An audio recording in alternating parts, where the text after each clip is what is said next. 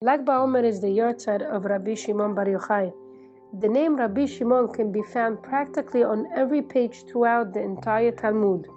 Whenever it mentions the name Rabbi Shimon without giving us the name of his father, it usually refers to none other than the great Tana Rabbi Shimon Bar Yochai, who was born just before the destruction of the Bet HaMikdash.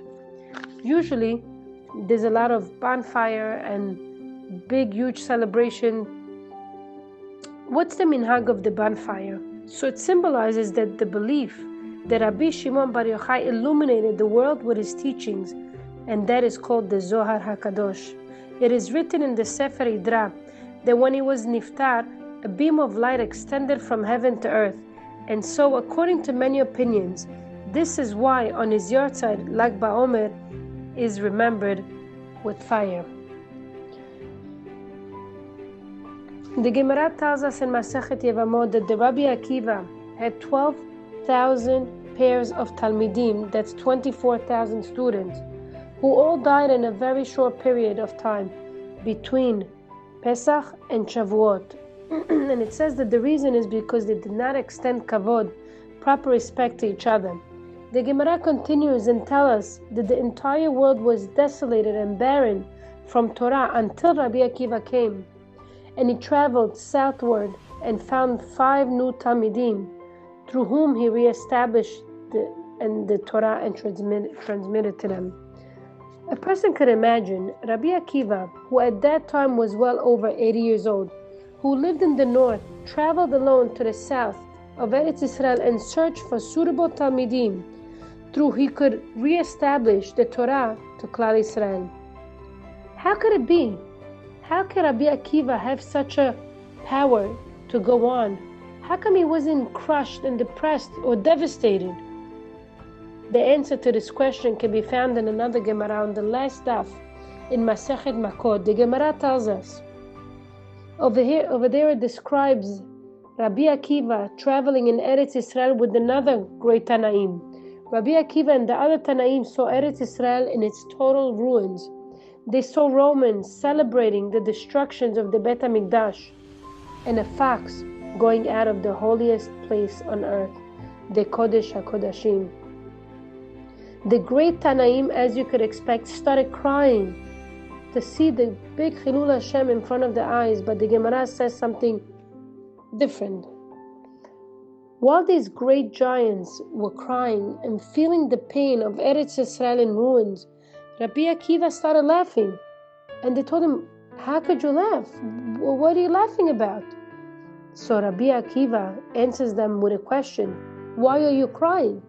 He explained to them, he said, "Don't you understand that the same prophecy message that warned us about the destruction of the Bet HaMikdash has right next to it the promise of the Ribono Shel Olam giving us back Eretz Israel with its full glory? If you see that the first part of the prophecy has become true, certainly the second part of the prophecy will also certainly become true also." Rabbi Akiva had a very strong feeling for HaKadosh Baruch Hu. When people were crying and when people would just give up, he would be strong and he would go and want to rebuild anew. He was a visionary.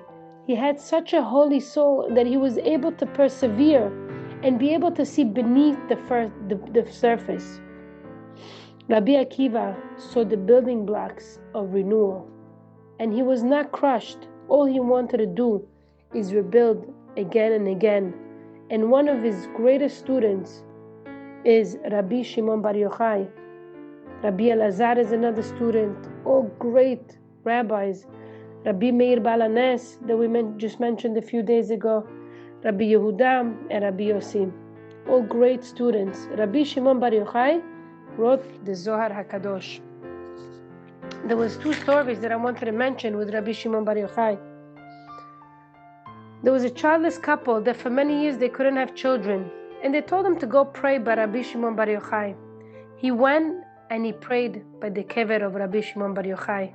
His wife got pregnant, and she said if it's going to be a boy, she wants to name him Shimon because that's the merit of Rabbi Shimon Bar Yochai.